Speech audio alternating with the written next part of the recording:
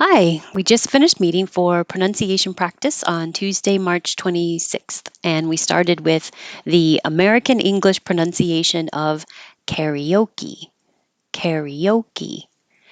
And this has two options. You can pronounce it feudal, and you're starting with your tongue in a high Y position as you make the F. Feudal, or you can say tile, futile. And I made it three syllables. It's not exactly three syllables, but tile. Your tongue goes very high, and then it slides down with a Y for the ul. Tile. Futile. Same with this word. It can be fertile, or fertile.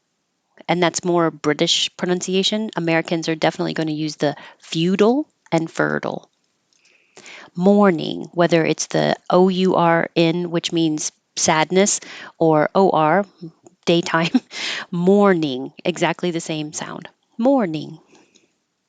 Ensconced. The ED sounds like a T because the ensconce last sound is a voiceless S. Ensconced. And when you see the gray sentences, I copied those from the Merriam-Webster dictionary because sometimes it's hard to think of examples, and that always has good examples. The sculpture is safely ensconced behind glass. Ensconced behind glass. You won't hear the T at all. You just put your tongue in the T position. So I need to put that little mark there, which reminds you don't say T. Deliberately. Anything that ends with ATELY looks like eightly. We'll just drop it. We do say it. Deliberately. It's the E we just don't say. Deliberately. Deliberately. I didn't deliberately do that. Sigh. It just sounds like I. And this unusual IGH happens in high, height, night, and that's all I could think of. Hindsight. This is a good example of you won't hear the D at all. The N and the D are made in the same place with your tongue tip behind your top teeth. So when I say hind, you don't know, am I going to the N or the D? And you won't hear it. Hindsight. Hindsight. Rye. Both of these have different meanings, but they sound exactly the same. Rye. His books are noted for their wry humor. Blue. Both of these sound exactly the same, just ooh, and remember to round your lips. Blue.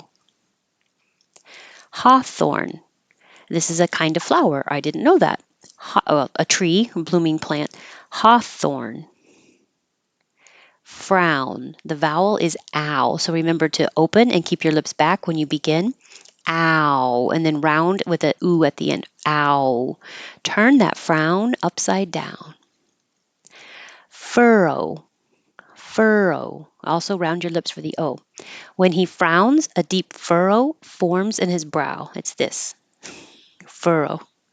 It could also be a verb. Furrow your brow means do that. Lilting. Lilting. The vowel is I, so don't let your tongue get too high like li. Keep it lower. Lil. The edge in her lilting voice had a warning. Don't screw this up. Knowingly. Knowingly. I just put this in a different spelling to help you remember that it's just like wing, but I usually spell the ing like this with two E's. Knowingly. Oh, this is here ting because this ting sounds like Ting, like ting ting. And there's a band called the Ting Ting, so I put that there. Nod. This is nod. You won't hear the D if it's at the end of the sentence or there's a consonant after it. If you agree, nod. Hold the tongue in the D position. If there's a vowel after it, you'll hear it. Nod if. Nod if you agree. Hummingbird. Hummingbird. Gust. You hold the T if it's at the end or before a consonant. That was a huge gust. That was a huge gust of wind. Gust of wind. Ghost. This is rounded lips O. Ghost. Hold the T. And these are unusual because I know it looks like dragged and shrugged, but we don't say the G's really at all. By the time your tongue goes to the G position, dragged and your tongue comes up for the D, the whole tongue is pressed up against the top of the mouth. All the airflow is stopped. Drag, shrug, so you won't hear anything. The movie Drag Dawn, I'm going to connect the D. Drag Dawn and Non sounds like on and on. He shrugged his shoulders. That's kind of hard to go from his shoulders, but shrugged his. Get rid of the H. Shrugged his. Drag, shrug. Unfettered, unfettered. Those two T's are a quick flap, like udda, like butter. Unfettered. I just spell it with a D because it's easy. Um, this says, many people have unfettered access to my calendar. Means no restrictions. Scribbles. Scribbles. The I is I, so keep your tongue a little lower than E. Not scribbles, but scribbles. This means marking on paper, no intention whatsoever. Wavy. Make a good V, top teeth on bottom lip. V, wavy. Tattered. The two T's make a D, like fettered and butter. Where was fettered? Was it that far back? Nope, right here. Right above me. Tattered, tattered, tattered and torn. You'll hear the D connect to the A, and you won't hear the D in and. Tattered and torn. Peep. This could be a noise people make or a noise that little baby birds make. Beep, beep. I don't want to hear a peep out of you. Now this peep you'll hear because it's connecting to the O. Peep out. Righteous. Does not look like it, but there's a ch in there. Righteous. Wren is a type of bird, and chick is a baby bird. A wren chick, like a baby wren. Wren chick. Inhale and exhale. These can both be verbs and they can be nouns. Inhale is the verb.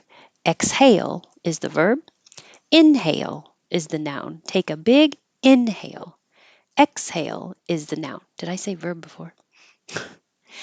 Inhale, inhale. Exhale, exhale. Haltingly. Haltingly means stopping, going, stopping, going. She spoke haltingly. Obliterated.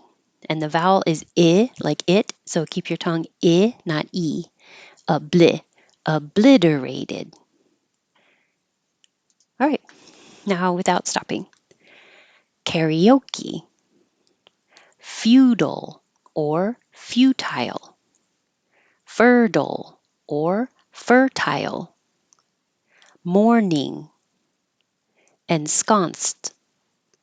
Deliberately. Sigh. Hindsight. Rye. Blue. Hawthorn. Frown. Furrow. Lilting. Knowingly.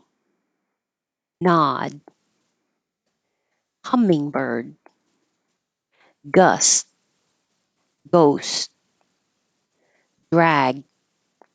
Shrug. Unfettered. Scribbles. Wavy. Tattered. Beep. Righteous. Wren chick. Inhale. Inhale. Exhale. Exhale. Haltingly. Obliterated. My voice is obliterated. Obliterated. All right. That's it. Thank you. Thank you for coming. I look forward to seeing you next Tuesday or tomorrow for intonation practice. Thanks and have a good day.